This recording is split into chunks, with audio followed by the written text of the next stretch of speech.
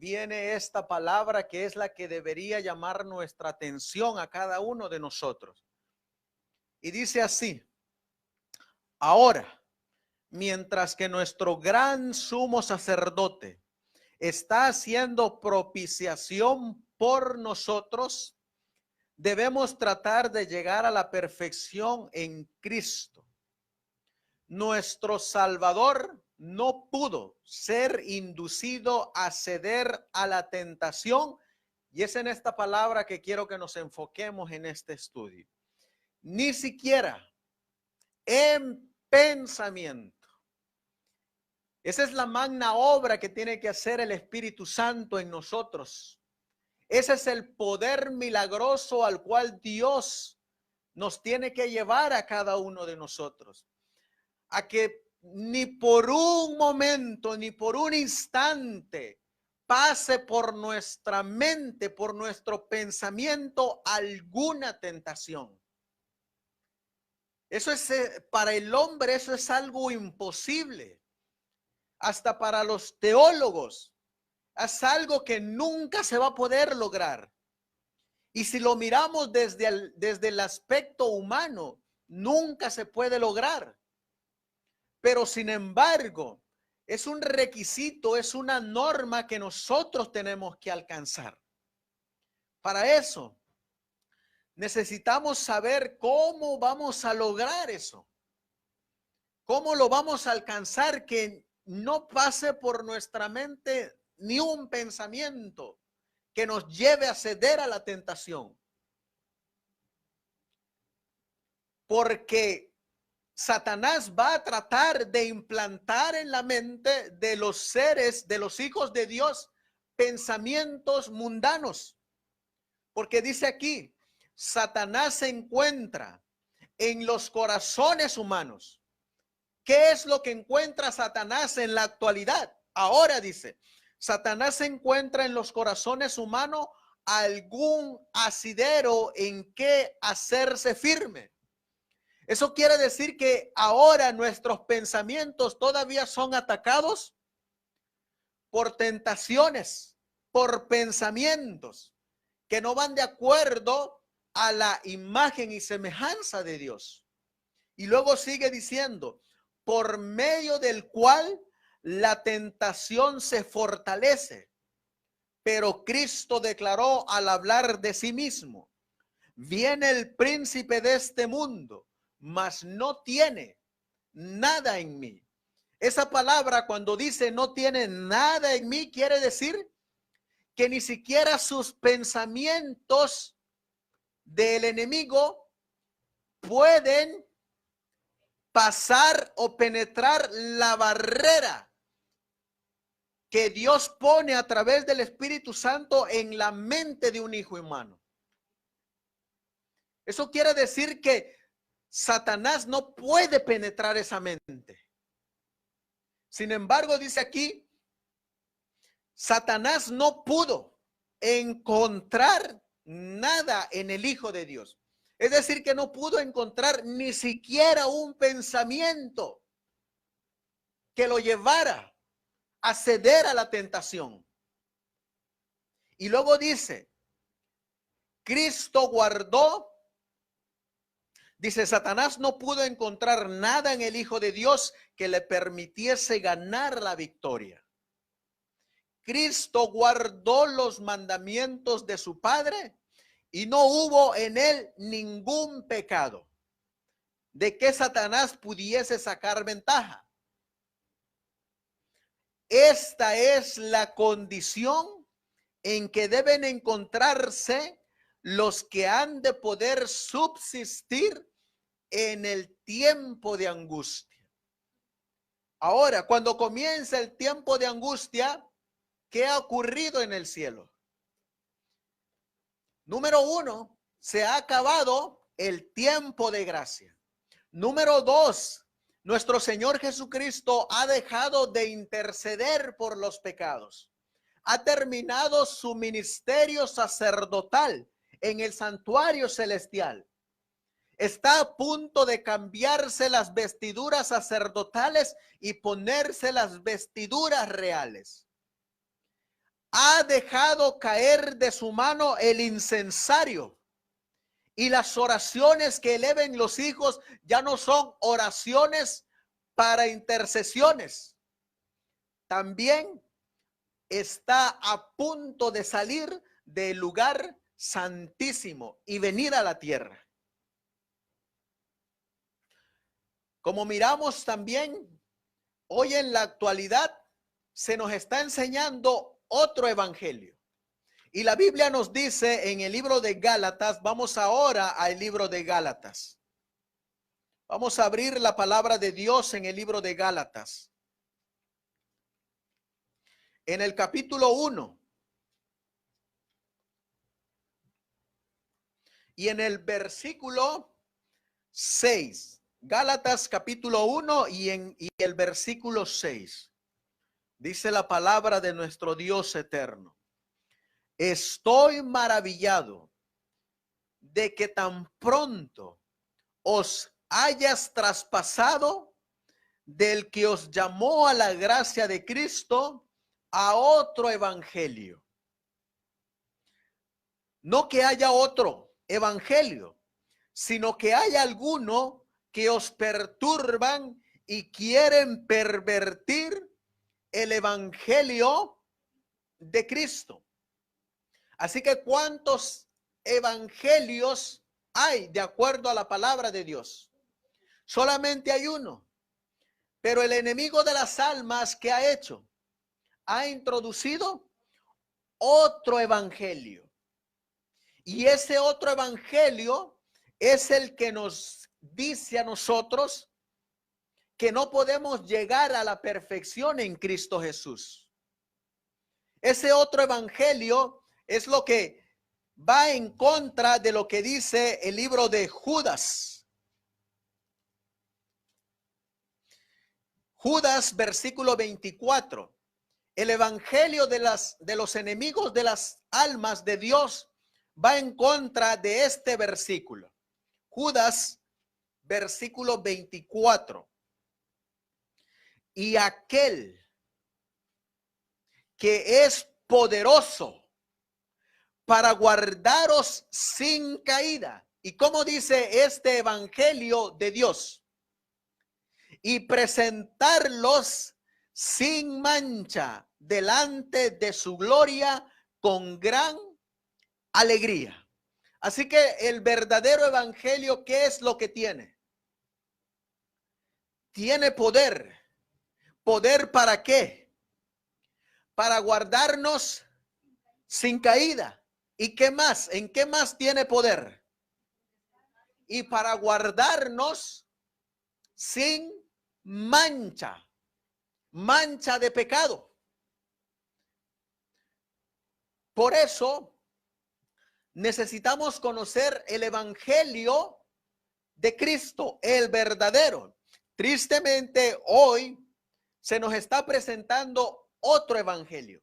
Este no es el evangelio que creían los apóstoles o que creían los profetas o que creían los pioneros, el que se nos muestra en la escuela sabática del 2014. Este evangelio ya es otro evangelio. Este mismo evangelio es el evangelio de los evangélicos, de los protestantes que rechazaron el mensaje de los tres ángeles en 1844. Este evangelio falso se ha introducido en la iglesia y nosotros no podemos estar de acuerdo en este evangelio que nos dice que no podemos guardar la ley de Dios. Para eso, para que comprendamos ¿cuál es la obra final que Dios va a hacer antes de que cierre la gracia? Antes de que Él salga del lugar santísimo, antes de que empiece el tiempo de angustia, necesitamos conocer cómo es que Él obró en el pasado. Miren lo que dice esta cita. En la Review and Herald del 10 de enero de 1882. Vamos a mirar primeramente cómo está compuesto el hombre. porque así es como Dios hizo a Adán. Dice, ninguna obra emprendida por los hombres requiere mayor cuidado y habilidad que la preparación y la educación de vidas de los jóvenes y los niños. No hay influencias tan potentes como las que rodean en nuestros primeros años de vida. Dice el sabio, entrena a un niño de la manera en que debe ir y cuando sea viejo no se apartará de él. Está citando Proverbios, solo que aquí está citando la versión King James que usaban los pioneros. Y luego dice aquí, la naturaleza del hombre es triple. Esto es lo que tiene el hombre. Y la educación recomendada por Salomón comprende el recto desarrollo de las facultades. Y estas son las tres partes que tiene el hombre. Son físicas, intelectuales y morales. Estas tres cosas que componen al hombre, Dios se las dio a Adán en la creación. Por eso, cuando Dios creó a Adán, cuando él fue creado, dice que Dios lo creó, como dice el libro Las señales de los tiempos del 17 de octubre de 1900. Miren cómo Dios creó a Adán.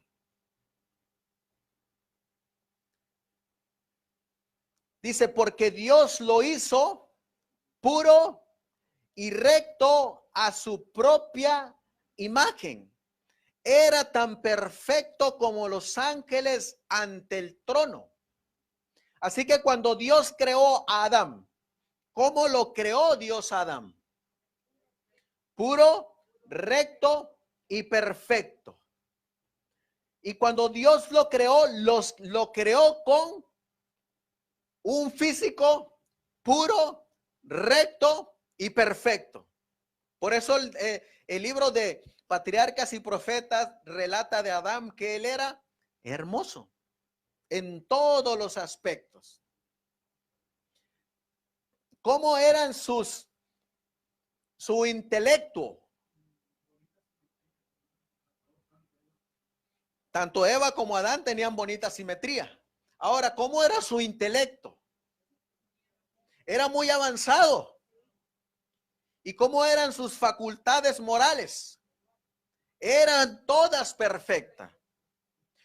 Cuando nosotros vamos al libro de Romanos capítulo 5, vamos a ir ahora al libro de Romanos capítulo 5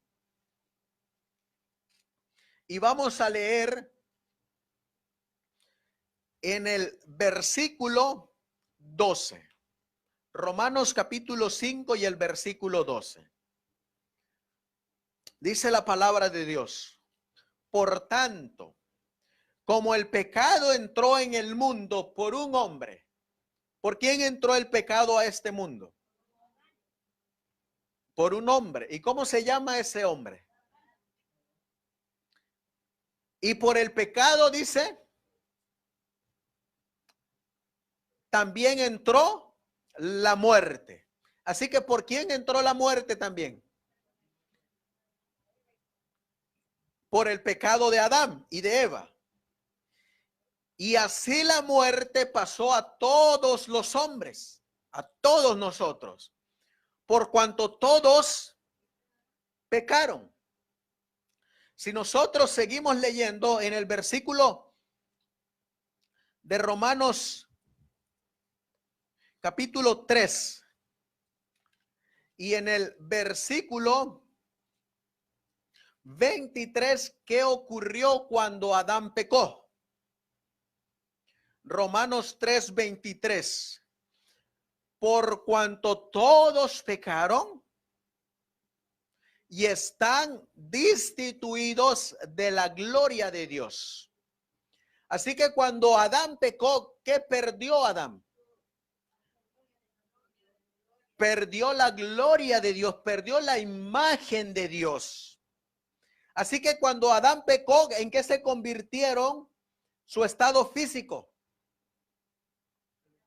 Se deterioró, cambiaron. ¿Qué pasó con sus facultades intelectuales? Disminuyeron, también cambiaron. ¿Y qué pasó con sus facultades morales? También cambiaron. Por eso cuando miramos, antes Adán era perfecto, puro y recto. Pero después de pecar, Adán perdió esa imagen y semejanza de Dios. Sin embargo, Dios le dijo algo a Adán después de pecar. Miren lo que dice en el libro de la colección de Cres, en la página 45. No hay uno entre 1000 casados o solteros que se dan cuenta de la importancia de la pureza de los hábitos en la preservación de la limpieza del cuerpo y la pureza del pensamiento. ¿A dónde nos está llevando la mensajera del Señor? Cuando nos habla de la importancia de los hábitos, de la importancia de la limpieza del cuerpo y la importancia de los pensamientos. Nos está llevando a estas tres partes que componen al hombre. Nos está llevando a restaurar esas tres partes que fueron dañadas por el pecado. Y luego nos sigue diciendo, la enfermedad es la consecuencia segura de la desobediencia a las leyes de la naturaleza. Así que, ¿qué pasa si violamos la naturaleza de las leyes de la naturaleza de salud? Estamos pecando y por consiguiente, ¿qué vamos a adquirir? Nos vamos a enfermar. Pero ¿qué pasa si estamos observando las leyes de la naturaleza de salud? ¿Nos vamos a preocupar por el coronavirus? ¿Por qué? No nos vamos a preocupar porque estamos obedeciendo las leyes de salud. Ya lo dijo Éxodo capítulo 15, versículo 26. Si obedeces y guardas mis mandamientos, no mandaré